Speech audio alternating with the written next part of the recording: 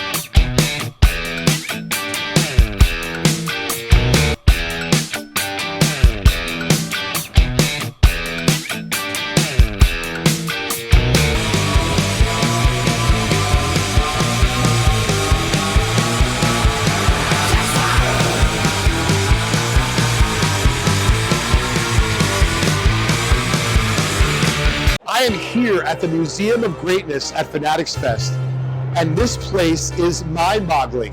From game-used bats of Mantle and vintage rookie cards, millions of dollars of vintage wax on display, and vintage basketball, which I personally collect, as well as all the different leagues are here, and there's just so much fun to be had, whether it be you're a card or memorabilia nerd like me, or you want to try to shoot the hockey pucks at the NHL installation. Tom Brady's been on the floor.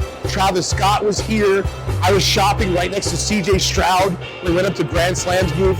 This place is wild.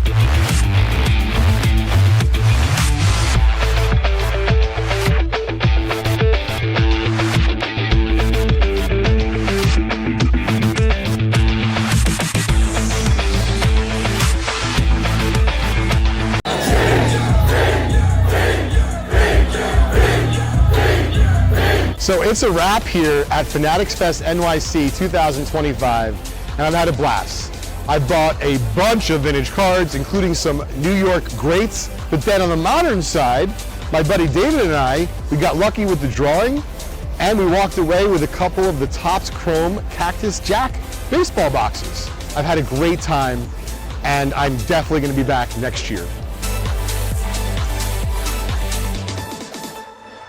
Let me show you some of my vintage pickups from New York City's Fanatics Fest this past weekend. First up, one of my favorite cards from the 1953 Topps set, Roy Campanella. Not easy to find this in the high grade of a PSA 8 with really nice eye appeal. You're going to see the first few cards all have a New York theme, 67 Mantle and a 4. Reggie Jackson rookie. In a PSA 6, he'll be signing at the National. 63 Topps Bombers Best. If you look at that centering and the eye appeal, really is gorgeous. PSA 8. Another vintage Mickey Mantle, 1959 Topps, graded SGC 4. One of the best pitchers of the last several decades, Nolan Ryan's rookie. And this example happens to have great eye appeal and is fairly well centered. Jackie Robinson's last card.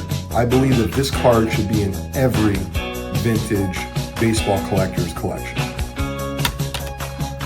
Roger Maris rookie. I like this card. It's just a little bit off center, left to right, of course, but very sharp. Only one Cracker Jack. We're about to hit some pre-war cards, but Mordecai Three-Finger Brown was certainly a cool one to pick up.